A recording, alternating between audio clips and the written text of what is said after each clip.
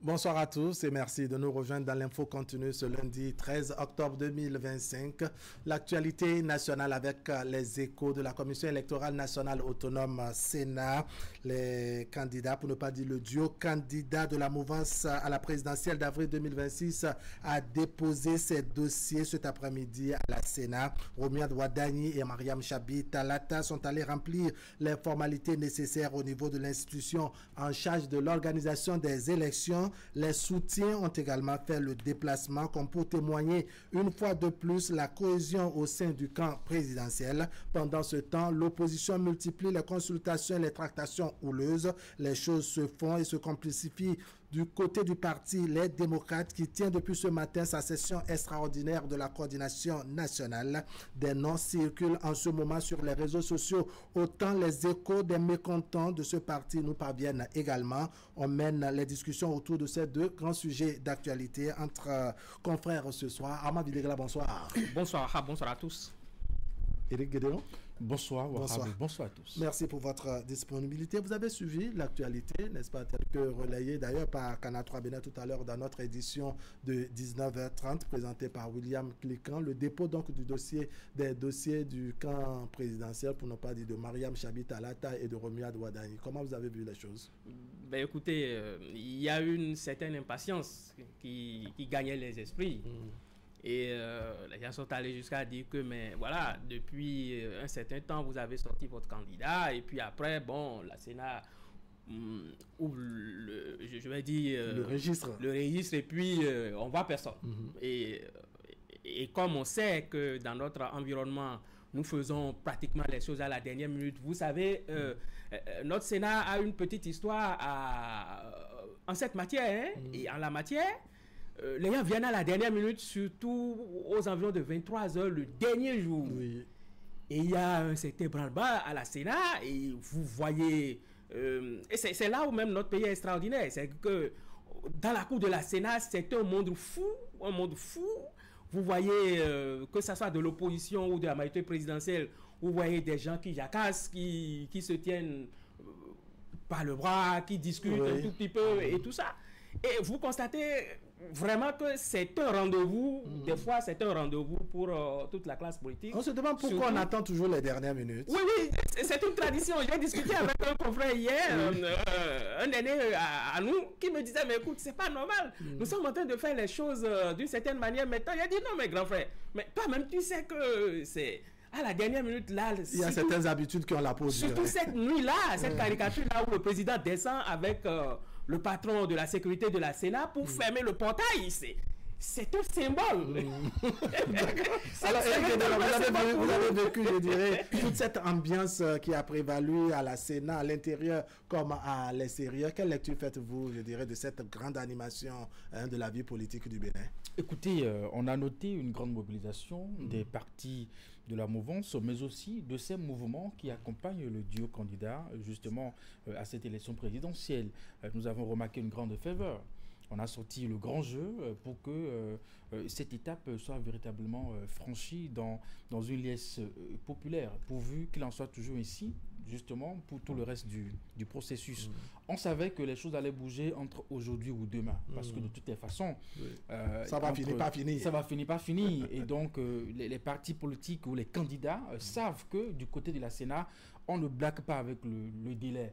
En tout cas, si jusqu'à demain, jusqu'à 0 heure, s'il y a un candidat qui souhaite participer aux élections présidentielles et qui ne se pointe pas à l'intérieur de la Sénat à l'heure indiquée, eh bien, il se verra renvoyé. Donc, nous sommes un peu habitués à voir les candidats frapper la porte de la Sénat à la dernière minute. Aujourd'hui, en tout cas, les partis de la mouvance ont, je dirais, ont franchi cette étape avec le duo candidat. C'est fait, et donc nous attendons les autres candidats qui ambitionnent toujours de participer à cette élection, notamment du côté des démocrates, où en ce moment, il y a une longue séance. Depuis pratiquement 11 heures, nos équipes sont mobilisées du côté du siège des démocrates pour voir ce qui sera fait en termes de désignation. La couleur de la fumée qui va sortir, parce qu'il y aura fumée après tout. Ensuite, le dépôt des dossiers de l'audio candidat. Cela peut intervenir aujourd'hui, comme ça peut être le cas aussi. D'accord, on va dire 2 mots, je dirais, sur cette actualité que nous accompagne à suivre Teddy Goudalo, qui est de l'autre côté. Alors, vous avez suivi les soutiens du camp présidentiel, pour ne pas dire de la mouvance. Le duo lui-même n'a pas parlé, ni Romia Douadaï, ni Mariam Chabi Talata, mais les partis de la mouvance ont désigné, je dirais, chacun un porte-parole. Quelle lecture vous faites de ce silence, dois dire, des candidats eux-mêmes et de la prise de parole des partis qui soutiennent la mouvance? Puisque nous sommes dans les stratégies politiques, on dit aussi, moi-même je le dis, avec un certain fatalisme, que c'est aussi de la stratégie politique. D'accord. Finalement, tout est devenu stratégie. Voilà, tout est devenu stratégique. Non, je crois que nous n'avons pas encore digéré ce discours d'investiture de M. Wadaï. Et je crois que ça ferait peut-être un peu de trop s'il prenait la tribune de la Sénat. D'accord. Je crois aussi, de l'autre côté, à contrario, que la tribune de la Sénat aussi serait quand même nécessaire pour montrer une fois encore qu'on a fait un autre pas de plus. Voilà, que nous avons un candidat qui est venu avec toute la mobilisation que vient de décrire notre confrère Eric, et que il a un message aussi à adresser à toutes ces personnes-là qui sont venues cet après-midi du lundi. Nous sommes lundi quand même, et il faut quand même aller au boulot, et qui se sont mobilisés quand même. Et normalement, cette tribune devrait quand même permettre au candidat de dire quand même un mot. Si ce n'est pas lui, c'est peut-être sa colistière qui n'a pas parlé de l'autre côté, qui aussi pourrait quand même profiter de cette tribune pour parler. Certainement peut-être pour parler à tout le monde, mais aussi pour parler à nos braves femmes qu'elles représentent comme ça au sein de la majorité présidentielle. D'accord. Ils ont pris individuellement, je dirais, la parole au niveau de la Sénat. Je parle donc de ces soutiens de la mouvance. Comment vous interprétez cela? On se demande pourquoi on ne désigne pas un seul porte-parole pour dire ce que tout le monde pense, pour ne pas dire ce que le camp présidentiel ou le camp de la mouvance pense. Je pense qu'il est surtout question de rester en cohérence avec un principe. C'est ça. Vous verrez que depuis que le candidat a été désigné par les formations politiques, il y a un discours commun qui est que ce sont les partis politiques qui portent la candidature. D'accord. Et donc, on voudrait sans doute nous faire comprendre qu'à chaque étape du processus, il faut mettre la lumière sur les formations politiques qui portent cette candidature plutôt que les candidats. D'accord. Inutile donc de désigner un porte-parole. On aurait pu également désigner un porte-parole pour témoigner clairement. Chaque parti politique de la mouvance vient affirmer à chaque étape du processus justement qu'il est là et que c'est son candidat. Justement. Donc aussi c'est stratégique. Rien ne se fera. Oui, stratégique, mais ça change un peu la donne. Le signal, c'est que rien ne se fera sans les partis politiques. Même le simple rôle, justement, où on avait l'habitude de voir les candidats eux-mêmes se l'approprier, du côté de la mouvance, on veut faire en sorte que ce soit les partis politiques qui soient au début et à la fin du processus. Maintenant, le moment viendra où les candidats eux-mêmes vont prendre la parole, parce que ce qui est sûr, c'est l'étape de la campagne viendra, où le candidat, justement, le candidat va nous parler de son projet, même si les questions d'une continuité, quand même il y aura des actions à poser. Et peut-être qu'à ce moment-là, lui-même prendra la parole. Donc aujourd'hui, moi je pense que les partis vont à nouveau affirmer leur engagement, leur détermination à porter cette candidature. D'accord. Allez, l'Union progressiste, le Renouveau, a eu son représentant, Mohamed Akintola, pour le compte de la Renaissance nationale. Il y a eu Moël Bénet également. On a le bloc républicain à travers le ministre conseiller Romaric Ogouvale. Quelle synthèse faites-vous? Voilà, ce qui est en même temps le porte-parole du parti. Alors, quelle synthèse faites-vous, je dirais, de tous ces propos tenus au niveau de la Sénat? Non, je crois que tout tourne autour de l'engagement des partis politiques derrière le candidat qu'ils ont choisi. Et puis cette fidélité aussi notée derrière les partis politiques. La dernière fois, on parlait aussi de ce sens de sacrifice aussi des partis politiques, parce qu'il y a eu quand même des envies d'aller à cette étape-là, mais il y a eu que c'est Romia Wadaï qui a été porté je ne vais pas dire en triomphe, mais en triomphe, d'une manière ou d'une autre, en attendant l'autre triomphe. Et je crois que tout tourne autour de cela, montrer quand même leur engagement à travailler et à fédérer les forces autour du candidat. Et si on ne le fait pas maintenant, je crois pas que c'est demain que ça va se faire. Et donc, ils profitent aussi de cette tribune-là, comme la tribune de la Sénat, pour quand même se prononcer pour mon J'ai suivi, par exemple, notre ami Akintola, qui réaffirmait l'engagement de la présidente. Il devait être d'ailleurs sur le plateau, mais vraiment ses occupations de l'autre côté de la Sénat, l'engagement n'est-ce pas, de Renaissance nationale, vraiment, ça lui a coûté un peu le temps. Voilà, donc les engagements pris par la présidente de son parti politique lors de l'investiture de Parakou. Et donc, tout tourne autour de ce point-là, en attendant que nous ayons quand même mieux, en attendant que nous ayons autre chose, et qu'on passe de cette étape-là, des engagements et tout, à une étape véritablement, une étape de terrain. De descendre sur le terrain. En période de campagne, c'est ça? Non, je crois aussi que ça a commencé aussi, parce que j'ai vu certaines images. Ça a commencé dans la mesure où, déjà, la façon dont le duo a déposé son dossier aujourd'hui, vous avez vu, il y a eu toute une ceinture autour de la Sénat, avec les tambours, les trompettes et puis tout. C'est la grande fête. Alors, ce que je voudrais ajouter, c'est que nous n'oublions pas que dans le discours d'investiture, Romain Wardani a parlé d'unité nationale.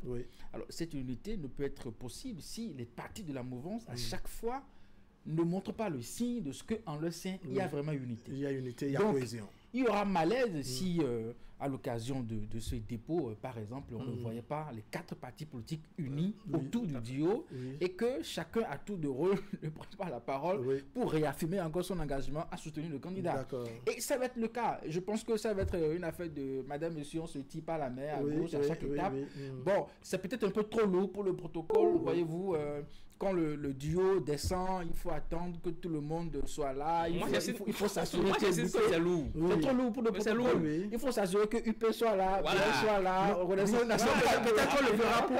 Peut-être qu'on le fera pour un temps, pour à la fin se dire, mais quand même, on nous a déjà compris. On sait que déjà que nous marquons notre présence physique autour du duo. Ça témoigne de notre accompagnement, de notre engagement à ce côté. De notre façon d'apprécier ces événements. Imaginez un seul instant que ce soit, il y avait peut-être l'absence d'un représentant d'une formation. Cela suffit pour d'abord il y a des commentaires déjà sur l'ordre protocolaire pour ne pas dire l'ordre de préséance. En clair, le même parti à prendre la parole, on estime que est-ce que c'est parce que ce parti est plus considéré que les autres et autres. Les commentaires ne manquent pas. Il y a aussi une saine compétition de ces partis politiques de la mouvance à l'occasion, parce que au niveau de la mobilisation, il faut montrer que tout le monde est là. Nous avons vu des couleurs jaunes, des couleurs de l'autre côté du bloc républicain, un peu de tout. Donc, chacun y va, en tout cas, pour se faire illustrer. Pour démontrer au candidat, je suis là. Et nous serons là jusqu'à la fin.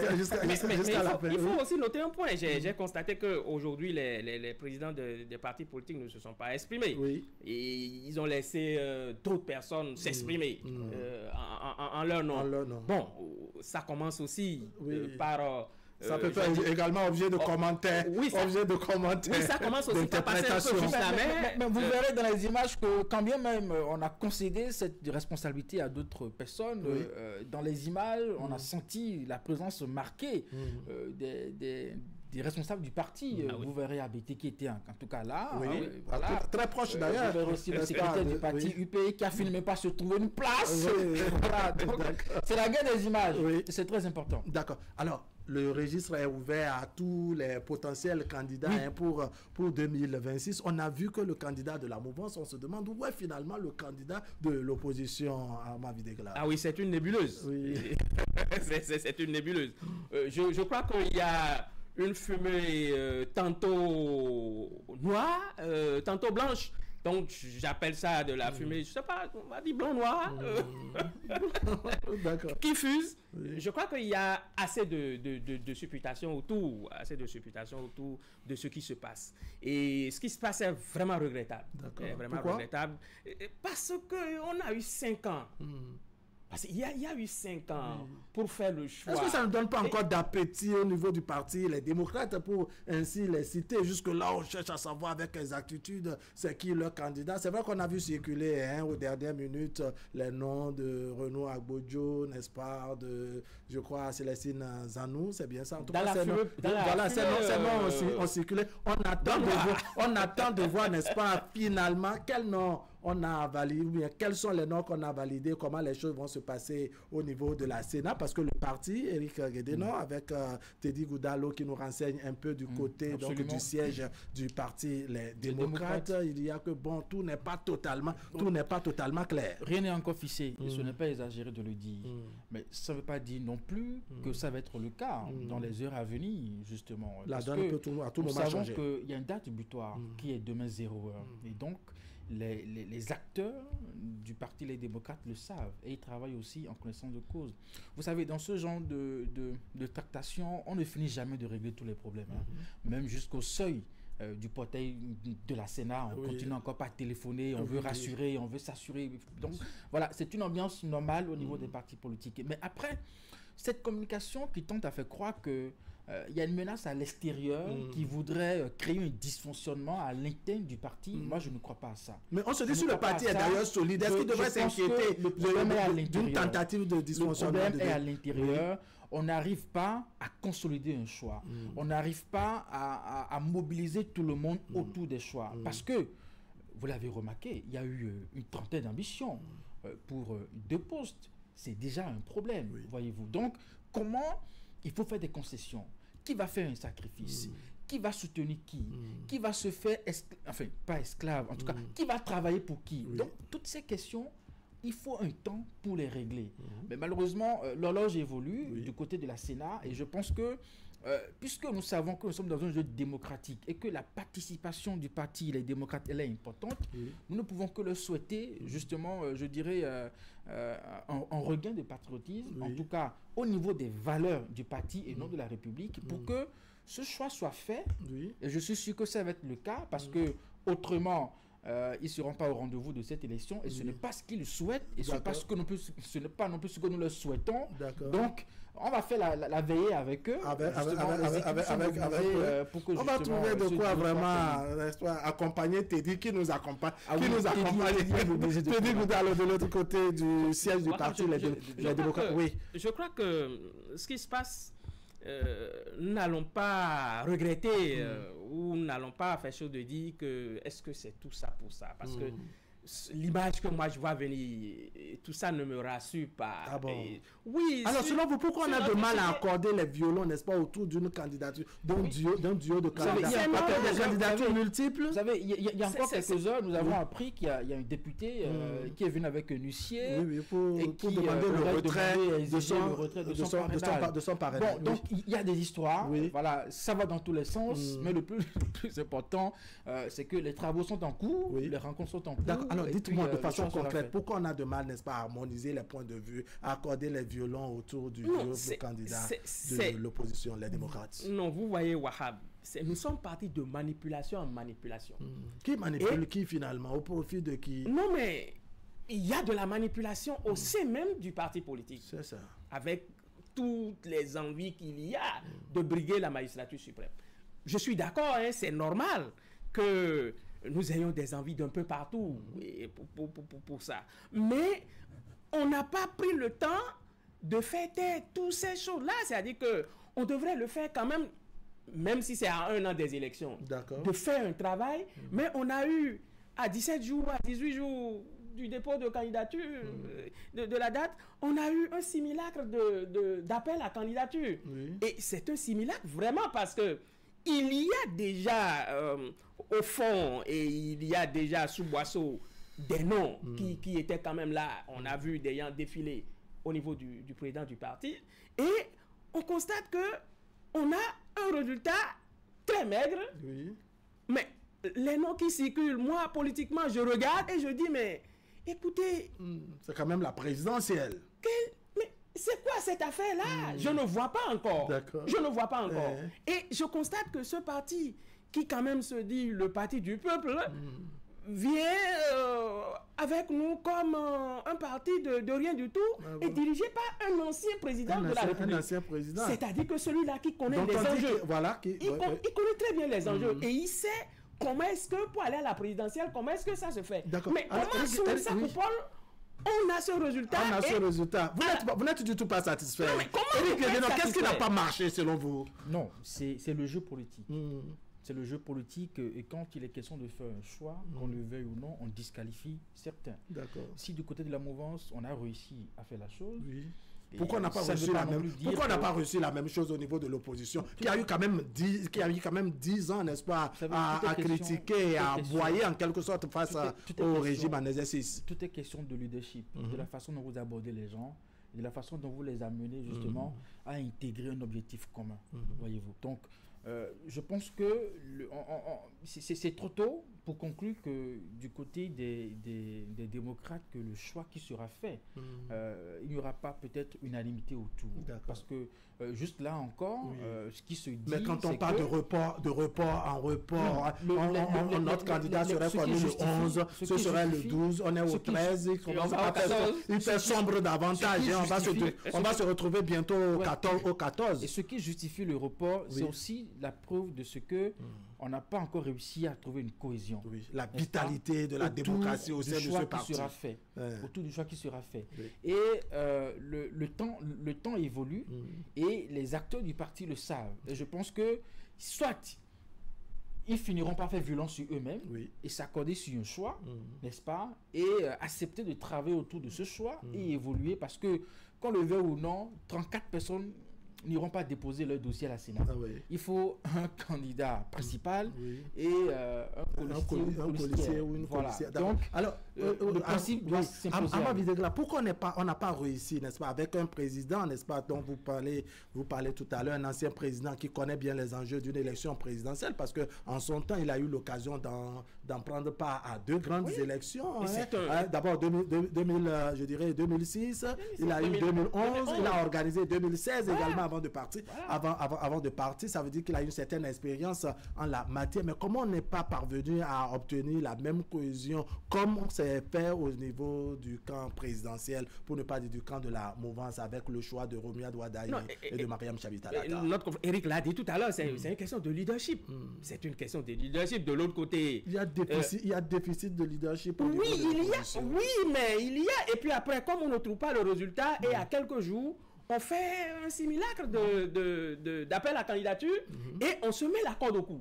Parce qu'actuellement, le parti a la corde au cou. Et difficilement, le parti va s'en débarrasser parce que nous savons tous en réalité ce qui se passe. Les noms qui circulent sont déjà sur les tablettes depuis longtemps. Tout le monde sait aujourd'hui, et leurs concurrents et leurs adversaires savent aujourd'hui que c'est telle personne et c'est déjà sur les tablettes. C'est-à-dire le résultat final peut donner. Mais non, Eric, vous savez, pour aller à ce genre d'élection, on ne dort pas. Non, on ne dort pas. Et les noms sont déjà là, les gens les étudient tout le temps. Et font mais si on n'a vraiment pas dormi, comment se fait-il que jusqu'à la veille du dépôt des dossiers, on n'a pas encore clairement les noms? Ils ont dormi à leur côté parce que... Oui, ce serait votre mot de conclusion. Que vous avez donné en disant que le président Bolingayi a déjà participé à plusieurs élections et en temps normal, il ne devrait pas se retrouver dans cette situation. Il devait avoir l'expérience à vendre, comme on dit. Oui, en 2016, ça n'a pas été possible non plus parce qu'une fois que le choix a été fait sur Zissou, il n'y a pas eu unanimité autour de ce choix. Mais on se dit qu'on devrait tirer le son de ce résultat. Ah non, il a eu quelque chose, les gens sont venus même de l'opposition pour soutenir son candidat. J'ai lu un message d'un candidat à la candidature du Parti Les Démocrates sur sa page Facebook, le docteur Nadin Tayou Kokodé, qui disait sur sa page Facebook que le suspense devient insupportable et qu'il fait l'effort d'être zen, n'est-ce pas, et que ça chamboule. C'est-à-dire lui-même qui est au sein du parti, n'est-ce pas, estime que le suspense est insupportable. On se pose la question comment le peuple... Quand j'ai lu ce message de quelqu'un qui est candidat dans ce processus, je me suis dit, tiens, il y a forcément un truc qui ne va pas. Qui ne va pas. Oui, votre mot de conclusion sur cette actualité-là. Oui, je souhaite que ce parti nous donne un candidat, en tout cas nous donne un duo, pour que quand même, avec la démocratie, nous puissions quand même montrer que nous sommes un pays quand même démocratique. C'est vrai qu'au niveau de cette opposition modérée, nous avons les FCBE qui ont leur candidat et qui peut-être demain vont déposer leur candidature. Ce qui est clair, c'est que la démocratie triomphera. D'accord. Armand Videgla, merci beaucoup. Éric Guédénon, merci beaucoup. Mesdames et messieurs, ce serait tout pour aujourd'hui. Merci de nous avoir suivi. L'information continue sur Canal 3 Bénin. Tout à l'heure, vous avez la rediffusion, c'est à 23h30 et demain autour de 10h30. On vous donne rendez-vous demain en direct à 20h. Mais tout à l'heure, à 21h, vous avez Canal Sport avec Candide Conrector et Narcisse Alossé. Allez, portez-vous bien.